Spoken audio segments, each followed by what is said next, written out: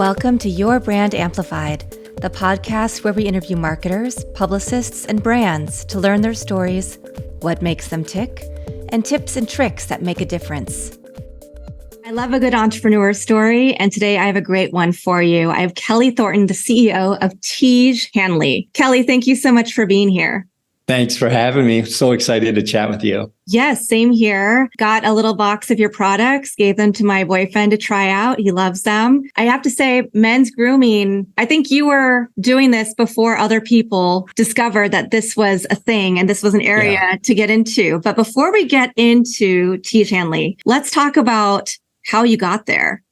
Yeah. I mean, are you born an entrepreneur or do you evolve into one? I think, I had very strong desire early on in my career to have my own businesses. It took me a long time. I got in my first business, was painting business. And when I was in college, it was great because I lived in New England. And if you've ever been there, like most of the houses are wood and they have to be painted every year. It's like that old New England style. It was really great because I was able to, hire fellow college students and paint houses and make money. And it was a great experience. But right after I graduated, I went into corporate world and I spent 19 years there. So I really had a burning desire to just get back into owning my own business. And a bunch of things happened that made me really start down a path of thinking about owning my own business again, working on a business plan, and then eventually launching my second company, if we include the painting business, which was called Purchase Point. We're an in-store marketing company and had that business for a long time and really enjoyed it. Traveled all around the world with my clients with that business and had people that worked in the company in Asia and in the UK. So it was great. But I really had a burning desire. And that actually led and understanding like what was going on globally with men and how they were thinking about routines and their health and their skin really led me to Tiege Hanley. Yeah. Well, so you're from New England. Yeah. And you lived in New York for a large part of your career. I was born and raised in Maryland, but I spent my high school and college in New England. And very fortunate. I met my wife there at University of Connecticut. Nice. And then I was in New York for a couple of years right after I graduated. And then my boss, when I was in New York, my second or third year in business said, "We've got a job for you in Chicago." And he said it to me, a lesson to be learned for all you listeners. He said it like laughing and kind of slapping me on the back. And I'm like thinking, yeah, that's not really funny. And then he did it again. And I'm like, gosh, something's happening here. And then like it dawned on me, he was saying I was going to Chicago or I didn't have a job. I just, being young, it didn't quite connect with me right away. I got moved to Chicago. It was a great opportunity. It was a great opportunity for me to learn about a new city and to develop a new book of business. I was kind of in sales with this company and really enjoyed here. And my wife also is from New England, but she came here and we really thought Chicago, and you've lived here too, is a very livable city and a place that we could raise our family. And that's what we did. So awesome. 30 years here. Yeah. Very cool. So then you went into Purchase Point. Yeah. And did you see just a need in the market because of what you were doing in your corporate gig? And you said, oh, there's something here that I can make better. That's exactly right. Yeah. That's exactly right. We were an in-store design and strategy company. International Paper, which is my corporate job, was doing the design and strategy and the manufacturing. Okay. And I wanted to just focus on the strategy and help companies. I had a great opportunity to work with global CPG companies like Unilever and Dial and Pfizer and Bayer, Mars. Did a lot of work with Mars and Mars Pet Care globally to help them understand how consumers are shopping for their products and what to use in store to help them engage with their customers when they come up with new Whiskas cat formula or Pedigree dog food, and like how consumers would be thinking about making a purchase. So really great experience. I loved it. It was, to answer your question, I felt like, unfortunately, big companies are somewhat can be thankless. I felt that I could accomplish just as much or more financially by doing it myself. It's a lot harder than you think, but that's kind of where the idea starts from. Well, it sounds like your first company, your painting company when you were in college was, again, you saw something that people needed every year. You're able to hire other college kids. You got to make some money. Great. Moved into corporate. Then you started Purchase Point. Yeah. What were some of those pitfalls that you saw? Because I think a lot of us go back and forth between the entrepreneurship, corporate toggle. And I feel like entrepreneurship always wins, but it's really important for people who are about to step into that to understand everything they need to know, because it's everything we don't know, right? We just go in like, we're just going to do this. Right. It's a 4-letter word. So this one 4-letter word explains everything. The word is risk. It really boils down to the amount of risk tolerance that you have. I'm, very much a capitalist. So being an entrepreneur is all about how much risk that you can take and sustain to grow a business and to both be satisfied professionally, but also, be able to make ends meet with making enough money. And as you grow a business, especially in the early years, you're under a high risk situation. You need to hire people, you need to engage with vendors, you need to do all these different things. And it's all about putting yourself at risk because it could fail at any moment. Businesses are very fragile. They're very, very fragile things. And even though, Tiege Hanley is a substantial size company in terms of revenue, it's still very, very fragile. So that risk, that ability, that entrepreneur really needs to think about their risk tolerance and how much they're willing to put themselves out there. And I think since I brought up the capital concept, I think that's why, people do get rewarded for, success. And of course, you don't hear about the millions of businesses that fail, but people do get rewarded for success, and entrepreneurs. And you're in California, it is very entrepreneurial mentality there, very entrepreneur. But people that start companies, they work really hard and they leverage themselves. And I think that's it. So you really need to self-assess. I mean, I'm in my mid 50s and I have zero income for retirement. I mean, I have nothing. I have no 401k. I have nothing. The only thing I have is all the effort and time and money and value that I've created in my companies. So if my companies aren't successful, I will be working at Starbucks and, Walmart or something for the rest of my life. Yeah. If my companies are successful, then, hopefully I'll be able to retire someday and enjoy myself and whatever my definition of retirement is. So it's all about risk. Nice. Wow. That was such a great answer. And I love the fact that you brought up that it's not a dirty little secret, but it's something that, a lot of us don't have that retirement income. Everything we do is based on what we can produce and how our companies are at this moment in time. And we saw a lot of changes, obviously, during the pandemic with things being shut down. But I think that also possibly could have been a market advantage. So I'd love for you to talk about what took you from Purchase Point to Tiege Hanley.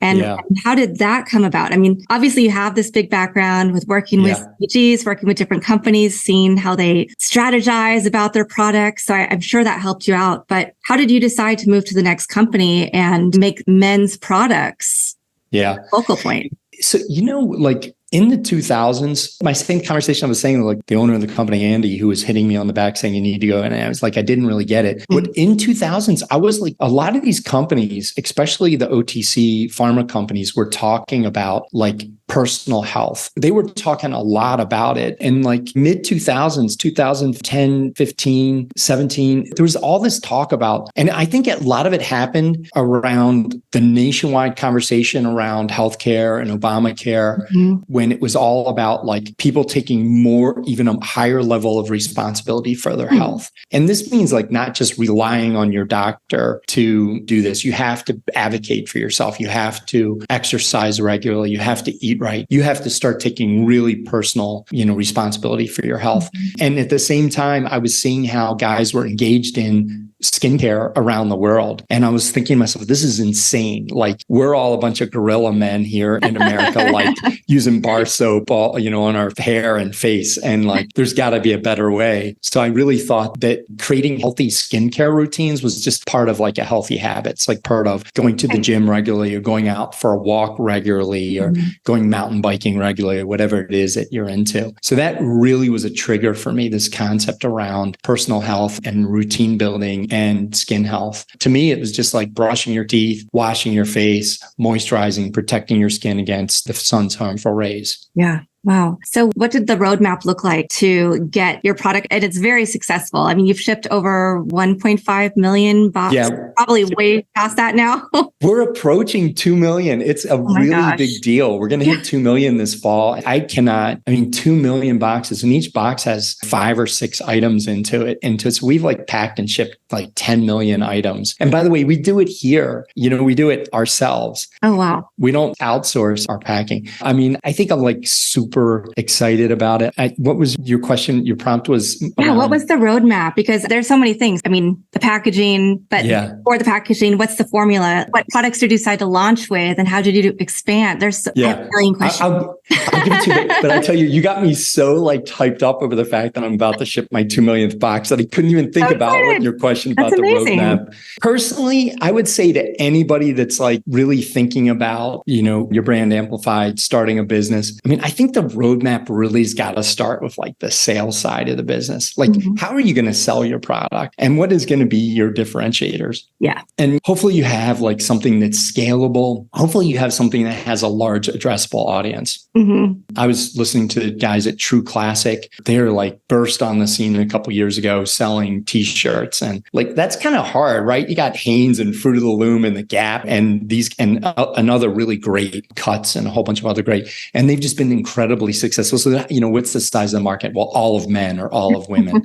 But I think having an understanding of how you're going to sell your product and what makes it unique, and even if you have a simple product like a t-shirt, or we sell skincare. I mean, I don't think our product's very simple, but really understanding how you're going to sell your product and what makes you unique. That's job one. Like if you can't master that, like everything else really doesn't matter. It has to go into beyond that. For us, formulation, packaging, regulations, shipping, secondary packaging. And then you just start brick by brick building a company, hiring people, putting processes in place, having reviews, having methodologies for hiring people and doing things, and putting financial structures in place and financial systems like SAP, NetSuite, and all these different things in place. But it's got to start with how are you going to sell your product and what makes your product unique. And I love that you say that for sales, because I always say that for brand. Like when I'm working with a client for PR or brand strategy, it gets them to sales, but I don't do sales, right? So I talk about what is your brand? What is your differentiator? What is your messaging? What is your customer persona? All the same things that you're talking about, but you're using Actually,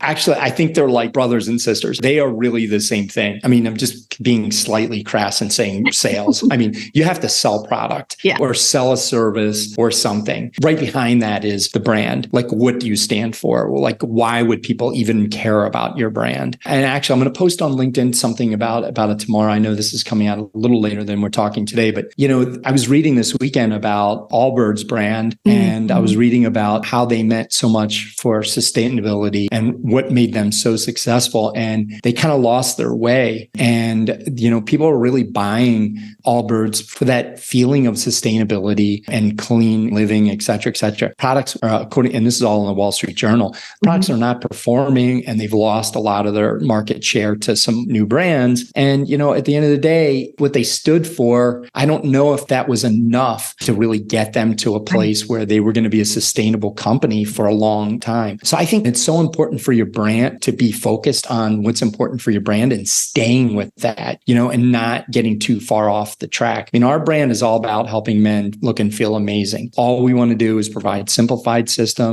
that are affordable, are really effective, and they're simple to use. And that's what we want to do day in and day out. So brand is definitely kissing cousin, brother and sister. It's the same thing as sales. You have to have a really tight brand. Yeah. So let's talk about your products and how you decided on your approach to sales and how you're in distribution. Yeah. Well, we're all DTC, and we're on a couple of marketplaces like Amazon and Walmart.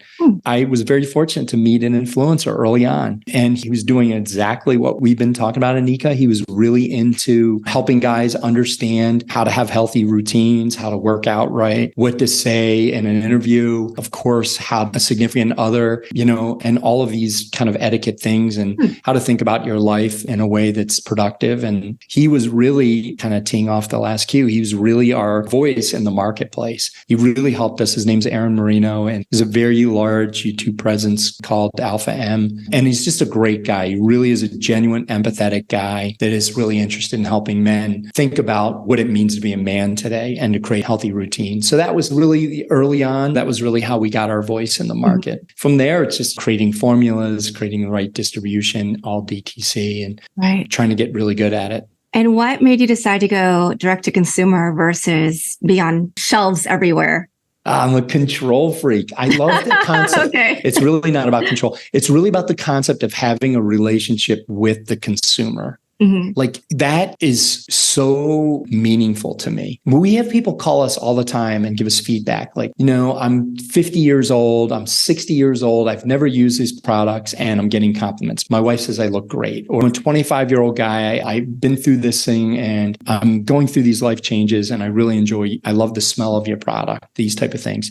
And I really enjoy like having a direct relationship with the customer, right? I mean, if you buy Dove from Target, Dove plus men's care for your significant other, your son or daughter or father, and you have a relationship with Target, like you bought it at Target. If you don't like the product, you're not going to go back to Unilever and say, hey, Unilever, I don't like the smell of this product. You're going to go back to Target and say, like, I don't really like this. So I think like that connection with the consumer is just so valuable to me.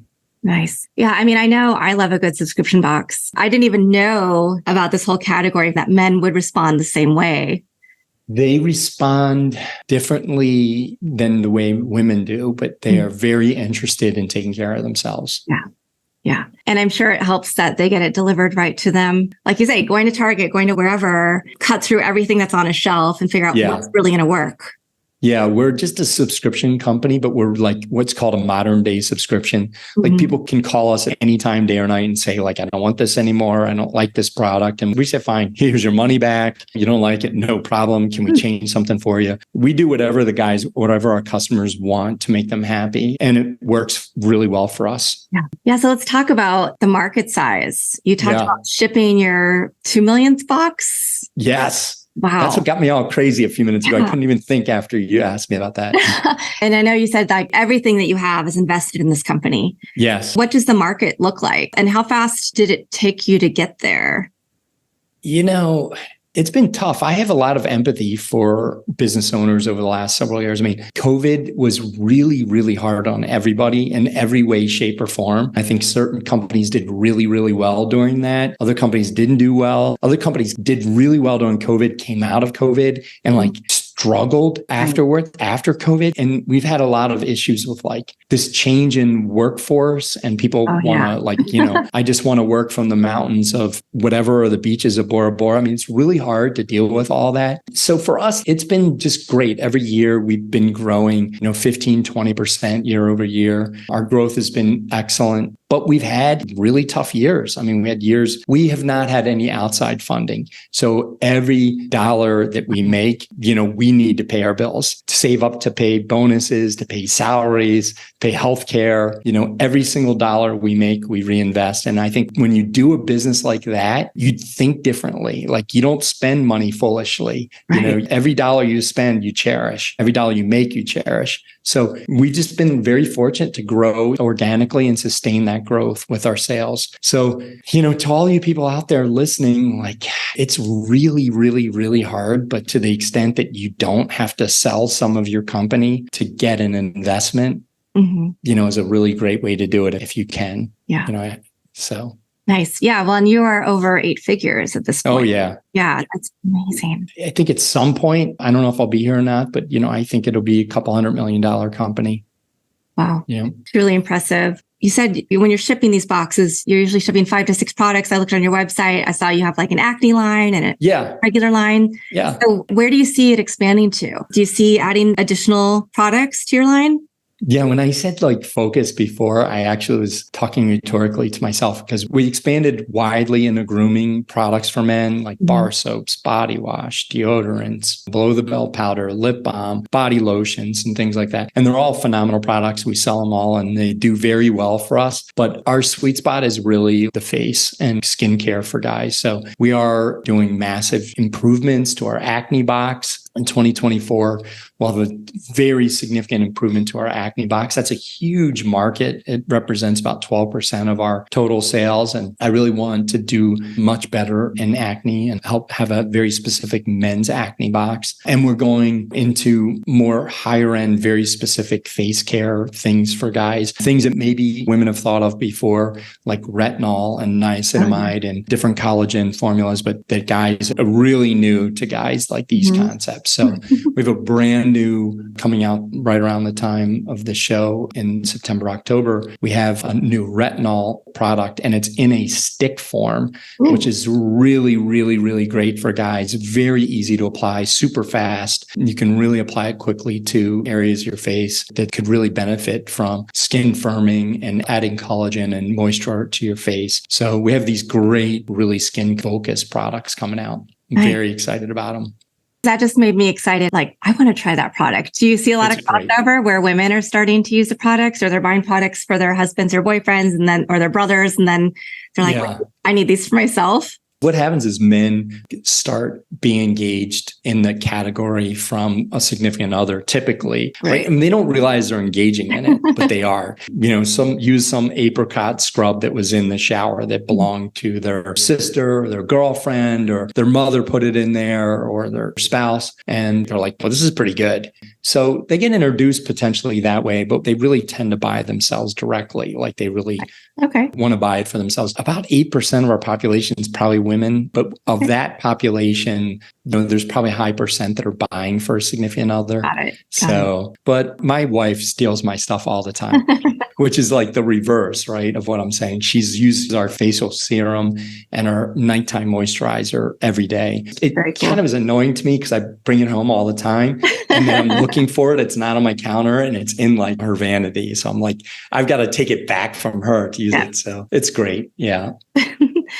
Again, going back to the fact you're completely self-funded, you haven't taken out funding at all, but you also are cognizant of that. While you see the company getting to 200 million, you still have to think about retirement in the future and where you're going to be. So do you see yourself selling the company someday to one of the big conglomerates that you used to work with on a sales and brand strategy side, or? Yeah, but I look at it through a slightly different lens. Like my lens is that I think I'm capable of taking the company to a certain level. I don't feel like I've reached how far I think myself and my current team can take it. We can take it quite a bit further. And then beyond that, there needs to be the next level of experience in the category and global experience and financial capital that could take it to a much better level. A much bigger level. That's the way I look at it. I think I'm working really hard to continue to build a really strong business and take it to as far as I think I can get it. And then I think I'd like for the company to be a global brand. So I think, somebody else has probably got to be a steward of the brand at a certain point to get it there. Right. And to that point, what percentage of your audience is global right now versus US or North America? 18%. Okay. So that's pretty sizable. Pretty significant. We ship to 108 countries. So every single day of the week, we're shipping internationally, and it's great. And our international guys are really engaged with us. They really love our brand. Yeah. Yeah. Fantastic. Is there anything that we have left on the table that aspiring entrepreneurs should be thinking about when they're thinking about their sales, their brand strategy to launch their product? Yeah. I'll do a couple really quick things. Number one is I think it is all about brand. Yeah. And again, I lumped sales with brand. It is all about having a really tight understanding of what your brand stands for, why you exist, what you look like, why people want to be part of your brand. I mean, that is for sure critical. So really having a clear picture of that, or at least constantly working on what that looks like, is really, really, really important. If you're going to be an entrepreneur, really take a deep assessment of your risk tolerance, right? Especially if you have goals to like build something pretty significant. If it's just you as an independent consultant, and which is phenomenal, no issue there. But if you're not impacting other people's lives and stuff, it could be slightly different. And then I just say, like, cliche, just be prepared to work your ass off 24/7. I can't stand the concept of life-work balance. It's just balance. Like the best you can hope for is balance. It's not a work-life balance. It's just balance in your life. Trying to spend the right amount of time with your loved ones, trying to spend the right amount of time on yourself personally, and a little bit to your friends and the rest of it to your work. Yeah. Well, tell me when you found out the secret to that balance issue. I absolutely don't have the answer to that, but I will tell you that I have a very, very positive relationship with my spouse, and we've been married 30 years, and she affords me the opportunity to be the best I can be at work every day. So I think, fantastic. If you can get that one down, you stand a chance. Yeah. Wow. I love that. Thank you for sharing. And I know we have a discount code for our listeners. I'll put it in the show notes. It's tiege.com/yourbrandamplified. Correct. There's an awesome offer there. It's 30% off. It's really good. And for any men or women listening, and regardless if you try our brand or not, get on a healthy routine, wash your face, use a great moisturizer that has SPF to protect yourself against melanoma, or to at least give yourself a fighting chance. And wash your face, moisturize at night. If you could do that, you'll have like 90% of it down, and you really see great results. Fantastic. And listeners can go to, again, tiege.com/yourbrandamplified to get that discount, tiege.com to learn more. And on social media, is it the whole name or is it? It is. It's Tiege Hanley. Awesome. And Kelley, do you have any words that you live by? A mantra, a quote, a verse, a poem? Yeah, I have a few.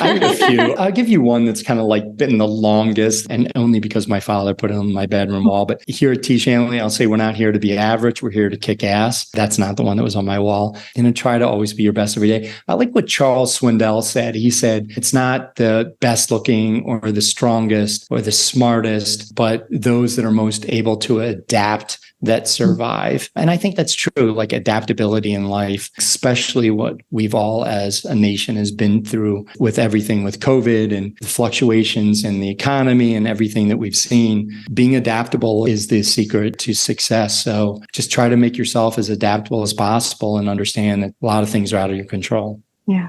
Fantastic. Well, I really enjoyed our conversation. I'm definitely going to be getting more of your products for the men in my life. So thank you. Thank you. That's one of the things I love is I get introduced to new things all the time when I get to do these interviews. And when you're out here visiting your team in Redondo Beach, let me know. We'll go out for coffee. That'd be awesome. Thank you so much. Fantastic. And you are a very successful podcaster. You've been nominated, and I hope you win for the best podcast, female podcaster you're nominated for. You deserve it. Well, I appreciate that. And hopefully this will air slightly before the announcements are made. So I'll have to give an update. Yeah, we'll be excited. Find out. Yeah. We need to all stay tuned so we can find out what's going on. Awesome. And to the audience, thank you for listening to another amazing entrepreneur story. Kelley Thornton from Tiege Hanley. And I'll be back again in a few days with some more expert advice for you.